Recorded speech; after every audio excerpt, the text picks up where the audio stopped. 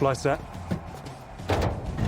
Okay, Relations have been well and truly severed. but like a hydra. You fucking do.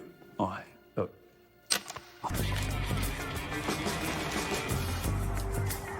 He's not. We look like the sort of melts that get high on baby food. Disutradarai oleh Antoine Fuqua, Deep Cover 2045 merupakan remake dari film klasik tahun 1992 yang dibintangi Lawrence Fishburne. Dengan sentuhan modern dan nuansa politik yang lebih tajam, versi 2025 ini berani mengeksplorasi ranah gelap dunia penegakan hukum, perdagangan narkotika, dan krisis identitas seorang polisi kulit hitam yang menyamar sebagai pengedar narkoba.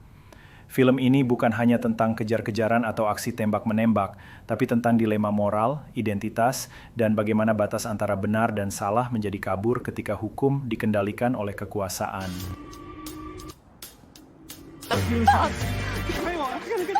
Alur cerita dan narasi.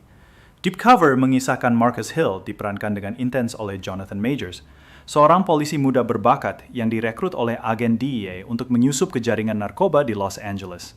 Misi utamanya adalah menangkap pengedar besar, namun saat Marcus makin dalam menyelami dunia kriminal, ia mulai mempertanyakan siapa sebenarnya penjahat. Mereka yang menjual narkoba di jalanan, atau mereka yang berdasi di ruang rapat dan gedung-gedung pemerintah.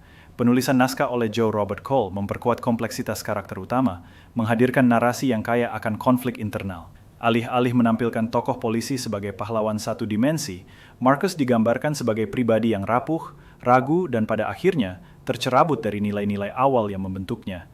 Narasi bergerak dengan ritme lambat di awal, namun membangun tensi secara konsisten hingga menuju klimaks yang brutal dan emosional. Beberapa twist yang disajikan memang bisa ditebak, tetapi pendekatannya yang lebih filosofis daripada sekadar sensasional membuat film ini punya kedalaman lebih dari kebanyakan film aksi konvensional. And doing. It's not my fault. The fuck are you? I'm really sorry. I could have killed you. Akting dan karakterisasi. Jonathan Majors tampil luar biasa sebagai Marcus Hill. Ia membawa kedalaman psikologis ke dalam perannya, membuat penonton merasa simpati sekaligus frustrasi dengan pilihan-pilihan moral tokohnya.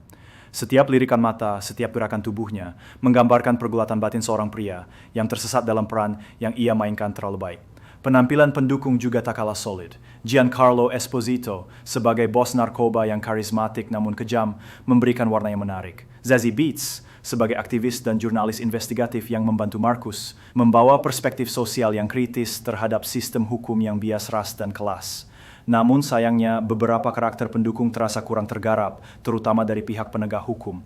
Karakter agen DEA yang merekrut Marcus, meskipun punya motivasi gelap, tidak diberi cukup latar belakang untuk membuatnya sepenuhnya meyakinkan. Deal. Clearly you are. Lay out of the way. You giving us a when and where. So, Sinematografi dan atmosfer. Sinematografi oleh Bradford Young patut diacungi jempol. Penggunaan pencahayaan rendah, palet warna yang dominan gelap, dan framing yang intim memperkuat kesan klaustrofobik dari dunia kriminal bawah tanah. Setiap adegan malam seperti dipenuhi rasa paranoia dan bahaya yang tak terlihat. Penggunaan kamera handheld dalam beberapa adegan dramatis membuat penonton seolah ikut terlibat langsung dalam kekacauan batin Marcus. Editing yang tajam dan tidak bertele-tele menjaga pace film tetap ketat, terutama di paruh kedua yang jauh lebih intens dan penuh ketegangan. Soundtrack film ini juga menjadi elemen penting. Musik hip-hop dan jazz kontemporer berpadu harmonis dengan scoring dramatis yang menggambarkan benturan antara budaya jalanan dan birokrasi hukum. Skills. I didn't want to put a spike in her body. So it's my to get hurt. All I wanted to do was learn some people. Not talking about French cocaine. Well, you got acting, right? Because it's really convincing when you. Kritik dan kekurangan. Meskipun banyak yang bisa diapresiasi, film ini bukan tanpa celah. Beberapa adegan terasa terlalu teatrikal dan sedikit mengganggu konsistensi tone yang sudah dibangun. Ada juga kecenderungan film untuk menggurui lewat dialog panjang yang cenderung berat sebelah, terutama saat karakter mulai berbicara soal politik dan sistem sosial. Ini bisa membuat sebagian penonton merasa diceramahi alih-alih diajak berpikir. Durasi film yang hampir 2,5 jam juga sedikit terasa melelahkan karena beberapa subplot tidak memiliki payoff yang memuaskan. Kisah cinta Marcus dengan karakter Zazie Beetz, misalnya, terasa tergesa-gesa dan kurang organik. oh, it's my Uber. Kesimpulan, Deep Cover 2025 adalah sebuah remake yang berani, ambisius, dan relevan. Film ini tidak hanya memperbaharui cerita klasik dengan teknologi dan gaya sinema modern, tapi juga memperdalam lapisan-lapisan tematiknya hingga terasa seperti potret sosial yang tajam terhadap Amerika kontemporer. Dengan performa luar biasa dari Jonathan Majors, pengarahan kuat dari Antoine Fuqua, dan naskah yang penuh konflik moral, Deep Cover menawarkan pengalaman sinematik yang menggugah pikiran. Meski bukan film yang sempurna, ia berhasil menyampaikan pesannya dengan cukup kuat, bahwa terkadang, dalam usaha untuk menegakkan hukum, seseorang bisa kehilangan kompas moralnya dan menjadi bagian dari kebusukan yang ingin ia berantas.